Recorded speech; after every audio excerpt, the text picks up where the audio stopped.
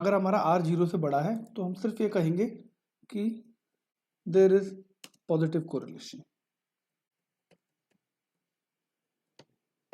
Okay,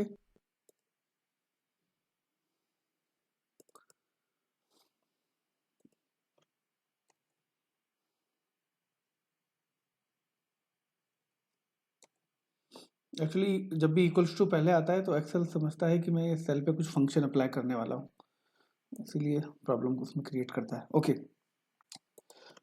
and if your R is less than 0, then in that case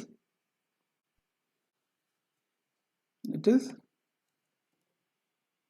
negative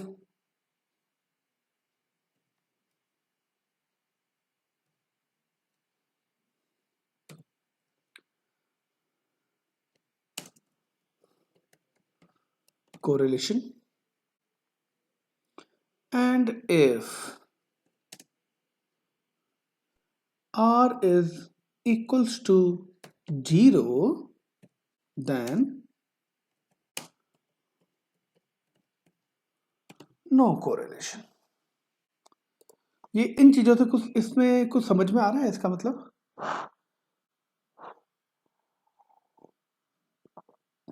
कुछ idea लग रहा है इससे, आर की वैल्यू से?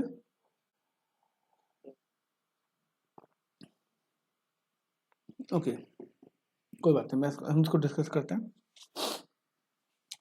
अच्छा, देखिए ये कोरिलेशन एक्चुअली है क्या, इसको मैं एक एग्जांपल की हेल्प से लेता हूँ। हमें ये समझ में आ चुका है कि कोरिलेशन को हम रिप्रेजेंट करते हैं with the symbol R. Okay, और आर जो है वो लाई करता है -1 से +1 के बीच में। इसके अलावा आर नहीं हो सकता, 1.1 नहीं हो सकता या -1.1 भी नहीं हो सकता। तो सिर्फ -1 से 1 के बीच में ही आर की वैल्यू लाई करेगी, और वही हमें बताएगी, वही हमें डिपिक्ट करेगी कि हमारा दो वेरिएबल्स के बीच में या मल्टीपल वेरिएबल्स के बीच में कोरिलेशन कैसा है, and what is the extent of relationship or the degree of relationship। okay, so इसका एग्जांपल लेते हैं। let us suppose for example there are many factors। okay, चलो एग्जांपल को भी लिख ही लेते हैं।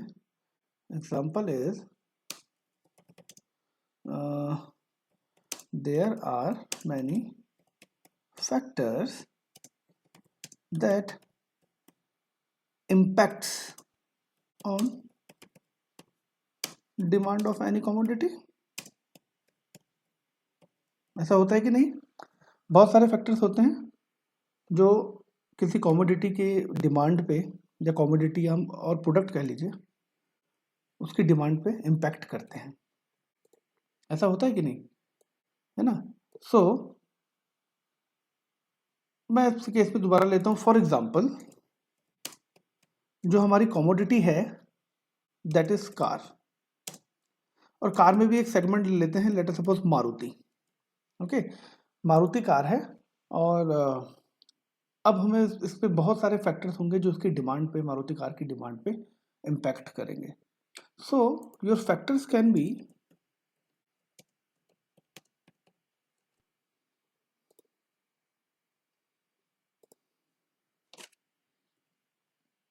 Number 1 price of the commodity, the price of the product. Maruti car का प्राइस क्या है, ये भी फैक्टर होगा कि इसकी डिमांड कितनी होगी। और मोस्टली हमने देखा है कि मारुति की कार की प्राइस थोड़े लो होते हैं बाकी कॉम्पिटिटर से, तो इसीलिए इसकी डिमांड रहती है। Point number 2 we can say income of consumer. आपको पता है India is still underdeveloped company, we are developing right now, और यहाँ पे इनकम ऑफ कस्टमर्स बहुत ज़्यादा, अगर पर हेड देखा जाए तो बहुत ज़्यादा नहीं है। ओके, तो इसीलिए आपने देखा होगा कि जो स्टैटिस्टिक्स कहती है इंडिया में नंबर 1 कार कंपनी मारुति है। क्यों? क्योंकि उसका प्राइस बाकियों से कम है, तो मारुति को कहते भी कार ऑफ इंडियंस, है ना? तो इनकम ऑफ कंज्यूमर पर भी डिपेंड करेगा। अगर ऐसे ही मारुति जगह मर्सिडीज होती या जगुआर होती, और उसको मैं किसी अफ्रीकन देश में जहाँ खाने को भी कुछ नहीं मिल रहा, वहाँ उसको उस कार को लॉन्च करूँ, तो क्या वो चलेगी? बिल्कुल भी नहीं बिकेगी, क्योंकि वहाँ इनकम ही नहीं है। Okay, in the same way Third factor can be price of competitor.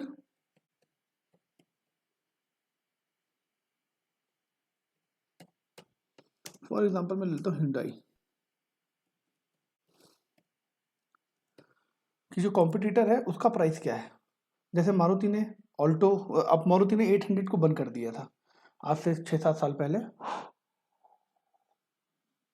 अपनी मारुति 800 को बंद कर दिया, जबकि वो बहुत सालों से चल रही थी, करीब 20-25-30 सालों से चल रही थी, उसको बंद कर दिया। पर उन्होंने ऑल्टो को ही, उन्हें पता था कि ऑल्टो हमारी, आपने प्रोडक्ट लाइफ साइकिल तो सबने पढ़ी है ना?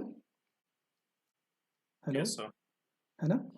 तो क्या कोई मुझे बता सकता है प्रोडक्ट लाइफ साइकिल में हम किस फेज पे नया प्रोडक्ट लॉन्च करते हैं? Anyone? Hello, any idea?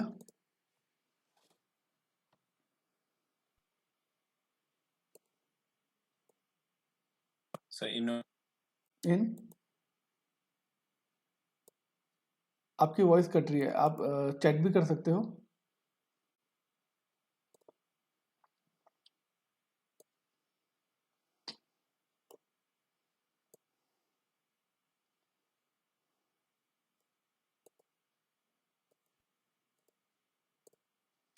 Okay, product life cycle कुछ ऐसी ही होती है हमारी,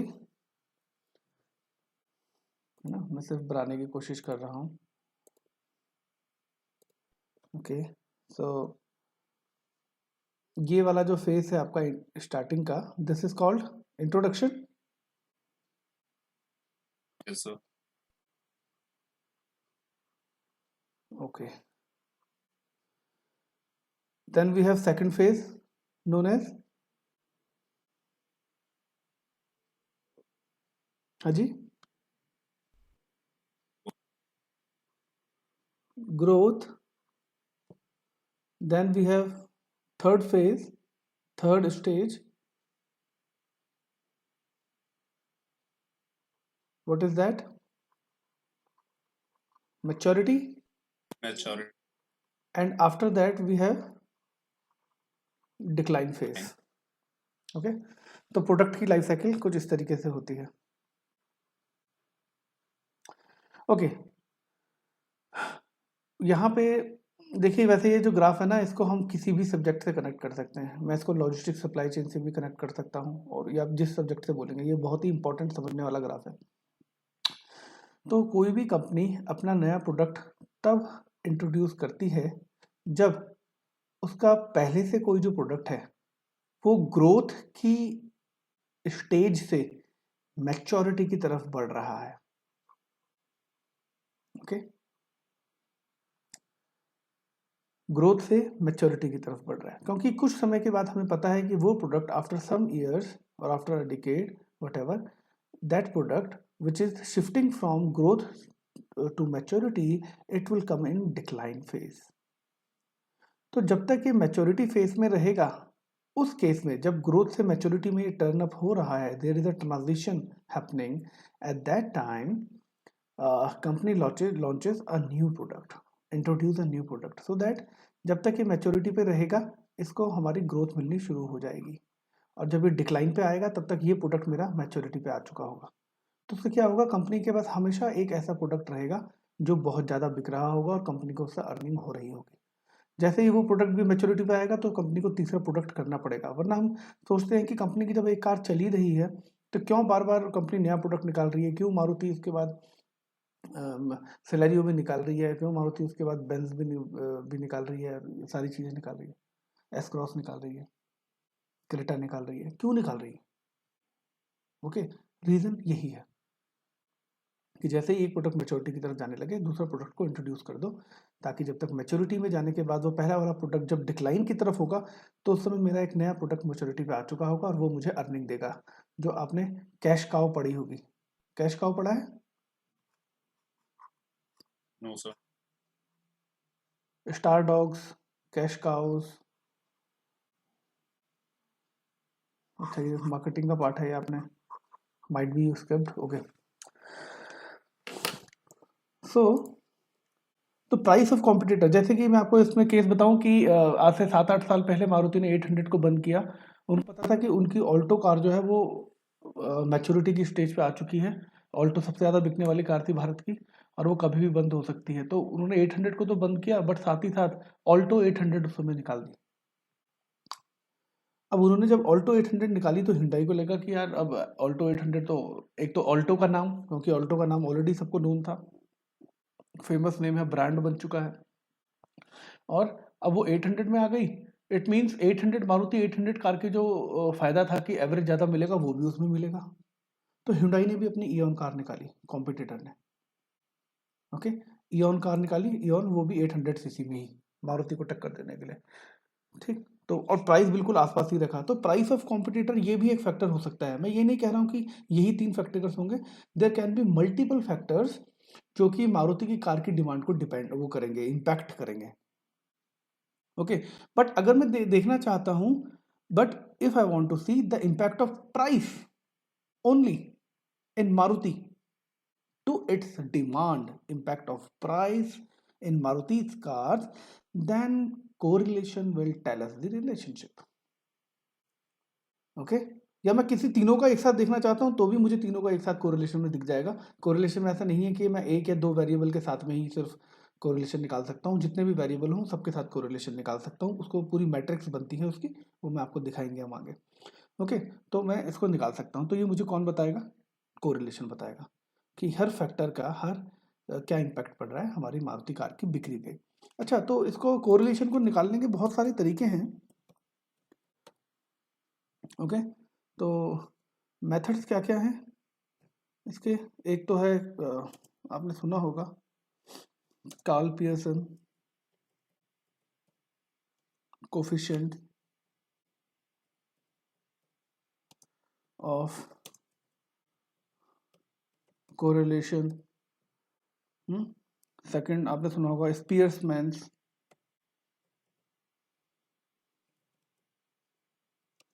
रैंक कोरिलेशन, या फिर यही कोरिलेशन हम देख सकते हैं अगर हमें डेटा ग्राफिकली फॉर्म में देखना है, डेटा विजुअलाइजेशन के थ्रू, तो स्कैटर डायग्राम, इसके थ्रू भी हम देख सकते हैं। ओके, तो ऐसे बहुत सारे मेथड है, हम किसी को भी ऑप्ट करें उससे कुछ बहुत ज़्यादा फर्क नहीं पड़ता। ओके, इन सबके रिजल्ट ऑलमोस्ट हमें बराबर ही दिखेंगे, बट हाँ स्कैटर डायग्राम से तो हमें अंदाजा ही लगाना पड़ेगा, हमें डायग्राम की फॉर्म में दिखेगा। बट कार्ल पियर्सन यूज़ करे, स्पियर्समैन यूज़ करे, तो कुछ दोनों सही है, कोई इम्पैक्ट नहीं है, तरीके बस अलग अलग हैं। ओके, सो अगर मैं एक एग्जांपल लूं कि इसको, चलो हम इसको ग्राफ की फॉर्म में समझते हैं कोरिलेशन को, ठीक है।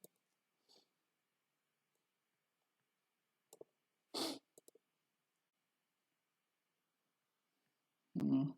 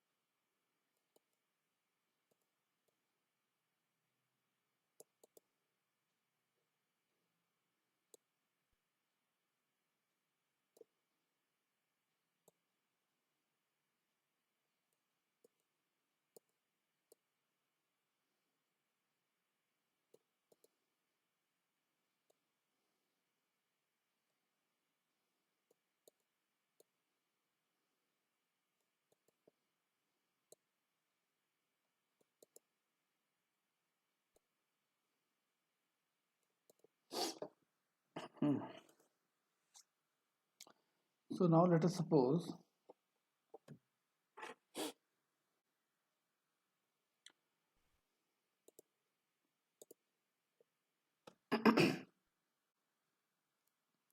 I have some data points,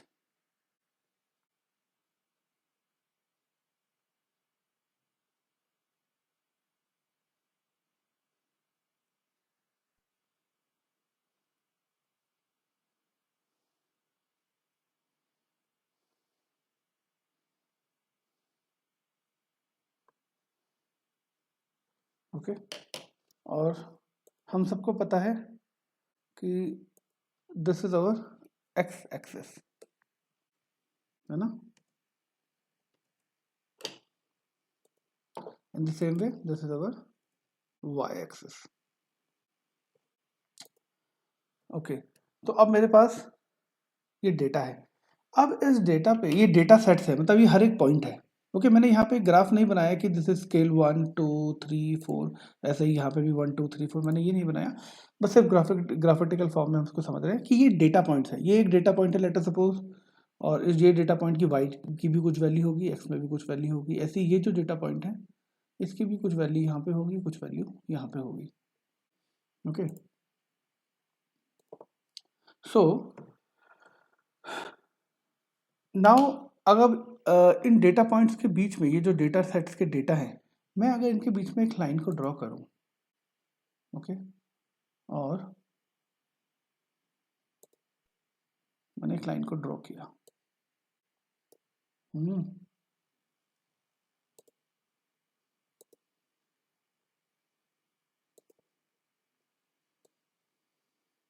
now this is the line. देखिए ये डेटा सेट के जो लाइन आ रही है, ये हर डेटा सेट के जितने ज़्यादा करीब हो उतना बढ़िया है। तो हर डेटा सेट का मैंने देखा है कि एक एवरेज निकाल के ये लाइन हमने बनाई है। ओके, अगर मेरी लाइन कुछ इस तरीके से आती है, इसका मतलब क्या हुआ? इसका मतलब हुआ कि इस केस में, in this case, my X and my Y, इस केस में आप देखिए कि मेरा जब x इंक्रीज हो रहा है, जब मेरा x इंक्रीज हो रहा है, उसी समय पे मेरा y भी इंक्रीज हो रहा है। Try to understand the trend कि देखिए x जैसे जैसे बढ़ रहा है, डेटा x की तरफ जैसे जैसे बढ़ रहा है, वैसे वैसे मेरा y भी बढ़ रहा है, y की हाइट भी बढ़ रही है। ओके, यहाँ पे एक स्लोप है, स्लोप, दिस वन, ढलान या चढ़ाई जिसको आप कहते हैं, दिस इज स्लोप। तो जैसे जैसे मेरा x की वैल्यू बढ़ रही है, वैसे वैसे इस डेटा सेट में मेरे y की वैल्यू भी बढ़ रही है। इसका मतलब क्या हुआ? अगर जब भी हमारा ऐसा केस होगा तो it means it is a positive correlation.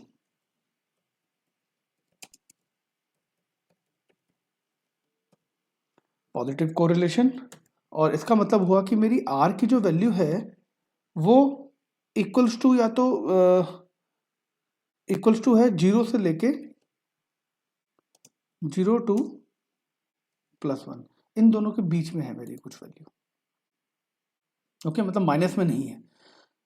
मैंने ये इसलिए लिखा है क्योंकि माइनस में नहीं है, क्योंकि स्लोप जब दो एक बढ़ रहा है तो y भी बढ़ रहा है, दोनों के बीच में पॉजिटिव है। एक तरीके से मैं ये कह सकता हूं कि अगर किसी कमोडिटी की या किसी प्रोडक्ट की नहीं, या इसका दूसरा एग्जांपल लेते हैं कि अगर रेनफॉल ज़्यादा हुई है, अगर x इज़ योर रेनफॉल, और यहाँ पे है कि हमारी कितनी पैदावार हुई, फसल कितनी होगी, ठीक, क्रॉप प्रोडक्शन या हार्वेस्टिंग कह सकते हैं। तो अगर रेनफॉल ज़्यादा हुई है तो फिर हमारी क्रॉप की प्रोडक्शन भी ज़्यादा हुई है। दोनों एक दूसरे पे डिपेंड कर रही हैं, और पॉजिटिव कोरिलेशन है कि जब एक बढ़ेगा तो दूसरा भी बढ़ेगा। बरसात ज़्यादा हुई तो फसल भी ज़्यादा हुई, एक्स भी बढ़ा तो वाई भी बढ़ा, दोनों में इंक्रीमेंट हुआ।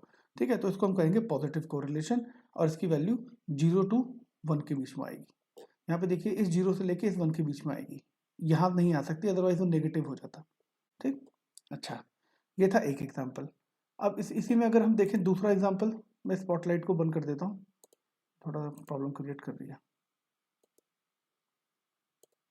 ओके,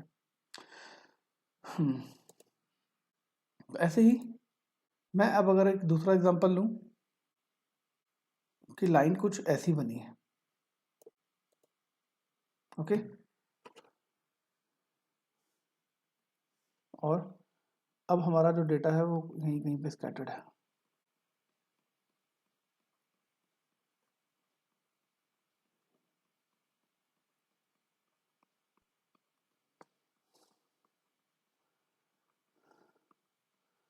तो these our data points. Okay, ये हमारा